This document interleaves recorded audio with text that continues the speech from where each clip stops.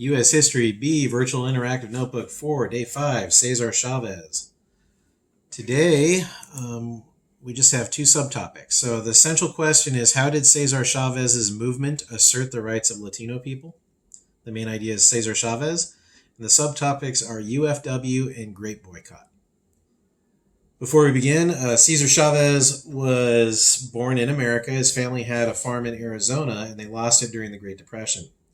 When he became old enough, he joined the Navy, and when he came back, he went to work in the fields and did not like what he saw. People didn't get water breaks. They worked for very little money. They didn't get to break for lunch. They didn't have porta potties to go to the bathroom in or outhouses or anything. They just had to go in front of everybody in the fields, and they worked 16 hours a day. Nobody cared, substandard housing. And he decided to start a labor movement to address these concerns. And he called the labor union eventually the United Farm Workers, or UFW. So under UFW, I want you to draw an arrow and write down Labor Union for Ag Workers. And most of these people were Latino at the time. So for years, he and his movement would strike and protest and try to get better conditions from the growers. This is happening mostly in California. And by 1970, something called the grape boycott worked, and the growers actually sat down and negotiated with the UFW, and conditions got better. They weren't great, but they got better than they were.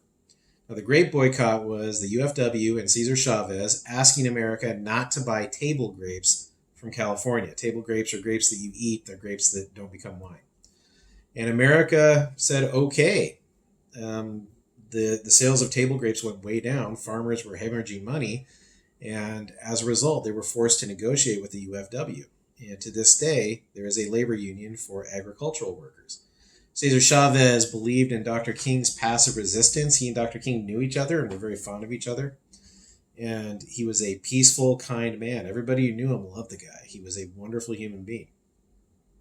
Now, for your output today, you're going to see an interview with Cesar Chavez, but I want to warn you that you're going to see some colorful language, and he's going to use some racial slurs. Now, he's not going to use racial slurs against the people who oppress him and the people he loves. He's going to quote the racists who say these slurs to him. And the reason why I selected this video, even though it's rough, is it shows you how rough things were. And it's amazing to me, I don't know that I would be strong enough to do this, that Cesar Chavez remained nonviolent, committed to Dr. King's ideals, despite the stuff that you're about to see.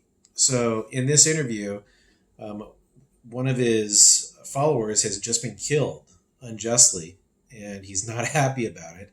And he tells the truth. And even still, look how controlled the guy is. He was an impressive human being.